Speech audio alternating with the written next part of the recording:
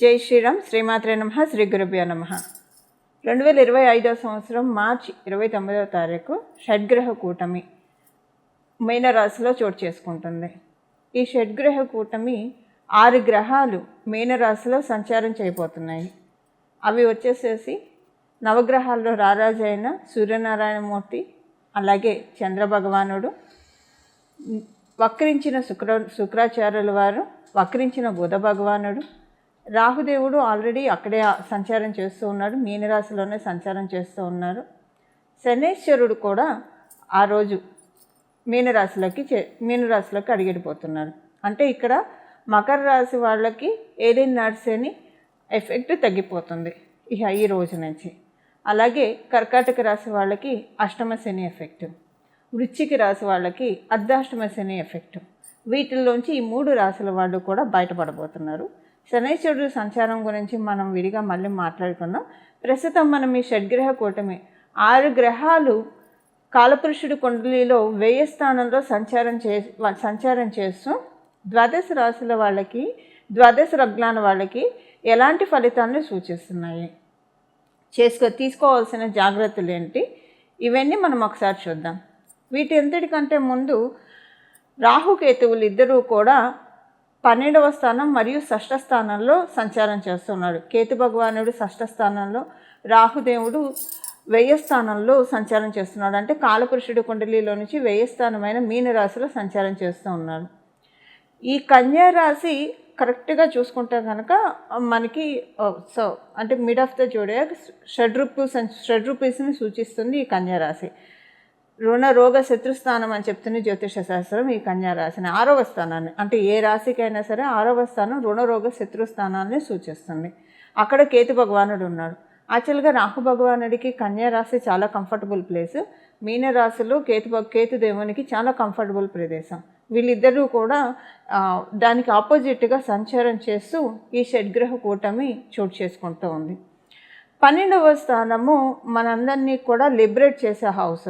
ప్రతి విషయంలో నుంచి, మనకున్న ఈతి బాధల నుంచి, అంతెందుకు మన సోల్ కూడా లిబరేట్ అవుతుందా లేదా, ఈ బాడీలోంచి ఈ సోల్ ఎప్పుడైతే డిపార్చర్ అవుతుందో ఈ సోల్ ముక్తి పదంలోకి వెళ్తుందా, ఉత్తమ గతిలోకి వెళ్తుందా, అధోగతికి వెళ్తుందా, ఊర్ధ్వలోకాలకు వెళ్తుందా, ఇలాంటివన్నీ కూడా మనం 12వ స్థానం వ్యయభావం నుంచి చూస్తాం. అంటే వ్యయభావం అంటే మొత్తం ఖర్చు అయిపోవడం, డబ్బులు ఖర్చు అయిపోవడం, మన కర్మలు కూడా ఖర్చు అయిపోవడం. అది పుణ్యకర్మలు కావచ్చు, పాపకర్మలు కావచ్చు. ఈ 2 ఖర్చు అయిపోయినప్పుడే మన సోలు ఉత్తమ గతులు చేరుకోవడానికి అర్హత సాధిస్తుంది.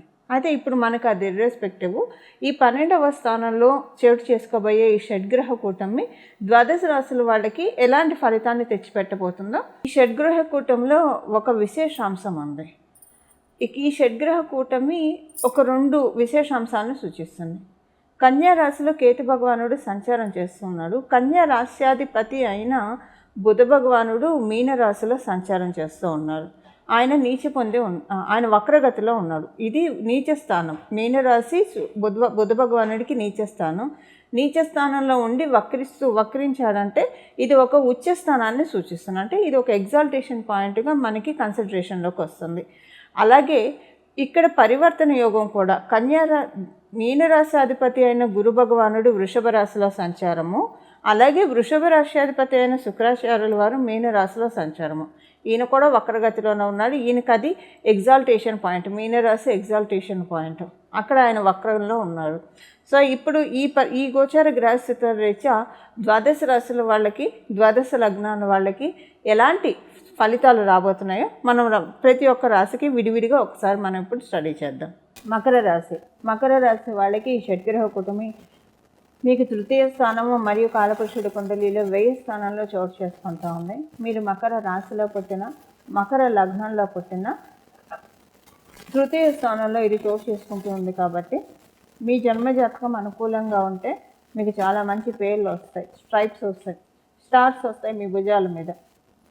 అంటే మనం ఇప్పుడు పోలీసుల్ని చూస్తే స్టార్స్ ఉంటాయి వాళ్ళకి, అవన్నీ వాళ్ళు తెచ్చుకున్నవి, వాళ్ళ సర్వీస్ తోటి వాళ్ళు తెచ్చుకున్న స్ట్రైప్స్ అవి. సో అలా మీకు స్టార్స్ వస్తాయి ఒకవేళ మీకు మీ జన్మజాతకం అనుకూలంగా ఉంటే కనుక. మీ జన్మజాతకం అనుకూలంగా లేకపోతే కొంత అంటే పేరు చెడే అవకాశం ఉంది. ఇదంతా కూడా ఈ షడ్గ్రహ కూటమి మకర రాశి వారి వరకు మీ జన్మజాతకాన్ని అనుసరించే ఫలితాలను ఇస్తుంది. అంటే స్వతంత్రమైన ఫలితాలను అది ఇవ్వట్లేదు. మీకు కొంత ఒకవేళ మీ జన్మజాతకం బాగోకపోతే చెడ్డ పేరు వస్తుంది. మీకు మీ జన్మజాతకం బాగా ఉంటే డెఫినెట్గా చాలా మంచి పేరు వస్తుంది. అంటే అందరి నోళ్ళల్లో చాలా బాగా నాంటారు, చాలా మంచి పేరు వస్తాయి, అందరూ మిమ్మల్ని మంచి పేరు వస్తుంది, అందరూ మిమ్మల్ని అర్థం చేసుకుంటారు. అపార్థం చేసుకున్న వాళ్ళు మీ కనుచూపు మేరలో ఎవరు కనిపించరు. ఇదే మీ జన్మజాతకం ప్రస్తుతం బాగోకపోతే మిమ్మల్ని అపార్థం చేసుకున్న వాళ్ళే మీ కనుచూపు మేరలో కనిపిస్తారు, అర్థం చేసుకున్న వాళ్ళు ఎవరు కనిపించరు. ఏది మాట్లాడినా విపరీతార్థాలు వస్తాయి. ఎలా ఉండాలి ఏంటి మీకేం అర్థం కాదు. మాట్లాడకపోతే పగరంటారు, మాట్లాడితే యాటిట్యూడ్ చూపిస్తున్నారు అంటారు. ఇలా అసలు రకరకాలుగా ఎలా ఉన్నా జడ్జి చేసేవాళ్ళు మీ ముందు చాలామంది తయారవుతారు. ప్రస్తుతం ఉన్న షష్టగ్రహ కూటమి ఇలాంటి ఫలితాన్ని మీకు ఇస్తుంది. ఇది అందరికీ వర్తించదు. మీ జన్మజాతకం ప్రస్తుతం సహకారంగా లేకపోతే మాత్రమే ఈ పాయింట్ వర్తిస్తాయి. మీ జన్మజాతకం సహకారంగా ఉంటే మీరేం మాట్లాడినా అప్రిషియేషన్స్, చప్పట్లు కొడతారు అందరు. సో ఇదొకటి, ఈ చిన్న వేరియేషన్ మీ జన్మజాతకాన్ని అనుసరించి ఆధారపడి ఉంటుంది. అదే. అండ్ సెకండ్ థింగ్ ఏంటంటే కమ్యూనికేటివ్ థింగ్స్లో కొంచెం జాగ్రత్తగా ఉండాలి. మీ జన్మజాతకం సహకరించకపోయినా ఈ షడ్గ్రహ కూటమి మీ యొక్క కమ్యూనికేషన్స్ మీద గ్లాన్స్ పెట్టింది. మీకు తృతీయ స్థానం అంటేనే కమ్యూనికేషన్స్ మీద గ్లాన్స్ పెట్టడం వల్ల మీరు ఎవరితోటైనా ఫోన్లో మాట్లాడేటప్పుడు కావచ్చు, లేదా ఎవరితోటైనా ఓరల్గా ఒక మెయిల్ పెట్టేటప్పుడు కావచ్చు, ఏ రకమైన కమ్యూనికేషన్స్ అయినా సరే అది వ్యక్తుల ముందు కావచ్చు, వ్యక్తుల వెనక కావచ్చు, చాలా జాగ్రత్తగా 1కి 2 సార్లు చెక్ చేసుకుంటూ మాట్లాడాలి. ఎందుకంటే మీ కమ్యూనికేషన్ విషయంలో మీరు చక్కగా కామ్ అండ్ కంపోజ్డ్గా కావచ్చు, లేదా చాలా ఫ్రేమ్గా మీ కమ్యూనికేషన్స్ని మీరు ఉంచుకుంటే మీకు అంత యోగాన్ని షడ్గ్రహ కూటమి ఇస్తుంది. సపోజ్ మీ కమ్యూనికేషన్స్లో ఒక్కసారి మీరు టంగ్ స్లిప్ అయ్యారా, మాటలు ఫ్లిప్ అయ్యారా, అది చాలామంది కాచుకొని ఉంటారు మిమ్మల్ని టార్గెట్ చేయడానికి. ఈ ఒక్క విషయం మర్చిపోకండి. ఎందుకంటే 6 గ్రహాలు సంచారం చేస్తున్నాయి మీకు తృతీయ స్థానంలో. 6 గ్రహాలు మీకు తృతీయ స్థానంలో సంచారం చేస్తున్నట్టే మీ మీద బోలెడు కన్నులు ఉన్నాయన్నమాట. మటుకు మర్చిపోకండి. ఈ విషయంలో జాగ్రత్తగా ఉండండి, మిమ్మల్ని మీరు సెక్యూర్ చేసుకోండి. తర్వాత చాలా హర్టింగ్స్ వస్తాయి మీకు. ఈ కమ్యూనికేషన్స్ వల్లే హర్టింగ్స్ వస్తాయి. వీలుంటే silence is gold, calm and కంపోజ్డ్గా వెళ్ళడం బెటర్.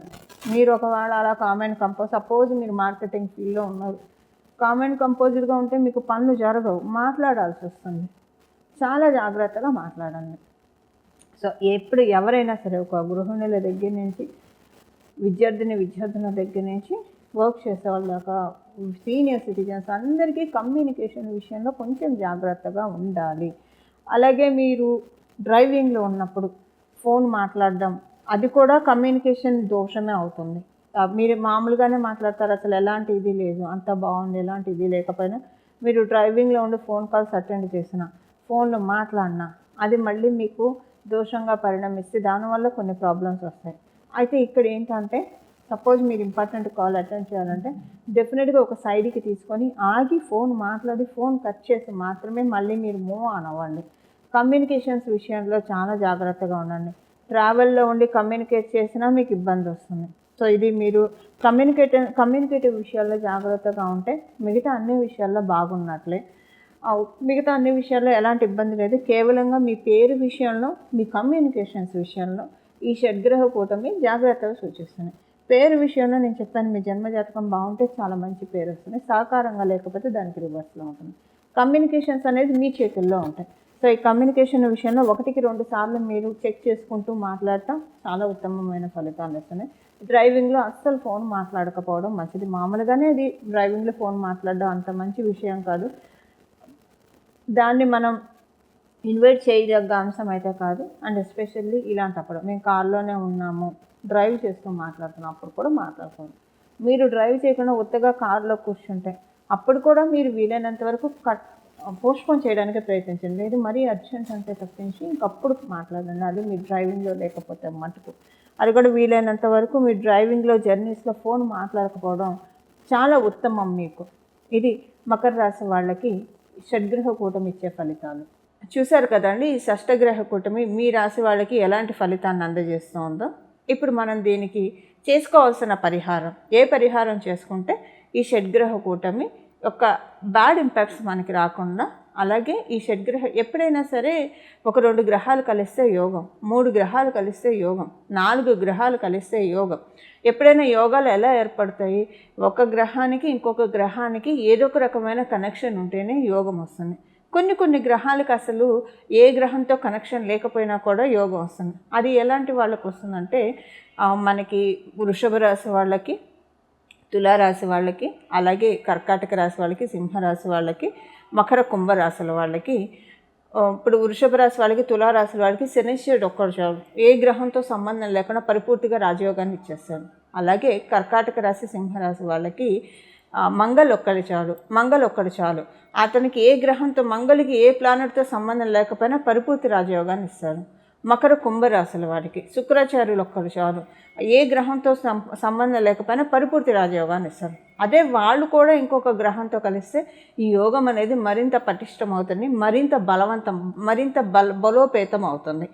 ఇప్పుడు ఈ యోగాన్ని మనం పటిష్టం చేసుకోవడానికి ఏ రకమైన పరిహారం చేసుకోవాలో ఇప్పుడు మనం చూద్దాం. షడ్గ్రహ కూటమి స్టార్ట్ అయిన 29వ తారీఖు మనకి షడ్గ్రహ కూటమి ఉంటుంది. ఈ రోజు మొదలుకొని ఒక 11 రోజులు లేదా 21 రోజులు ప్రతిరోజు కూడా మీకు వీలైతే హనుమంతుడు ఆలయానికి వెళ్ళి అక్కడ ఒక 41 సార్లు ప్రదక్షిణం చేసి 41 సార్లు హనుమాన్ చాలీసా చదువుకుంటే చాలా మంచి సత్ఫలితాన్ని షడ్గ్రహ కూటమి తెచ్చిపెడుతుంది.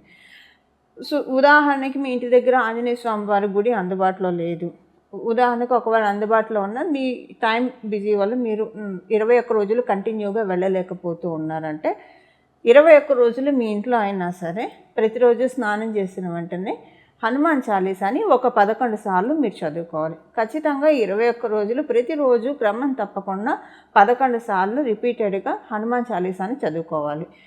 హనుమాన్ చాలీసా చదువుకోవడం మాత్రమే కాకుండా అంటే పరిపూర్తిగా దృష్టి పెట్టి హనుమాన్ చాలీసా మీద పరిపూర్తిగా దృష్టి పెట్టి చదవడం చేయాలి.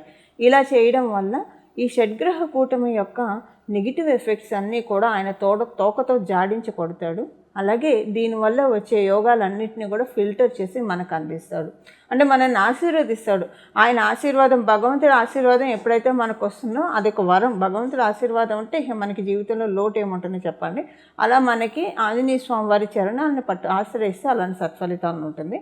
అలాగే మార్చి 29వ తారీఖు నుంచి ప్రతిరోజు కూడా శ్రీరామ భక్తాయ హనుమతే నమః, శ్రీరామ భక్తాయ హనుమతే నమః, శ్రీరామ భక్తాయ హనుమతే నమః, శ్రీరామ భక్తాయ హనుమతే నమః అని ఈ నామాన్ని సర్వకాల సర్వావస్థలు, అంటే మీరు ఏ పని చేస్తున్నా సరే ఈ నామాన్ని జపించుకోవచ్చు.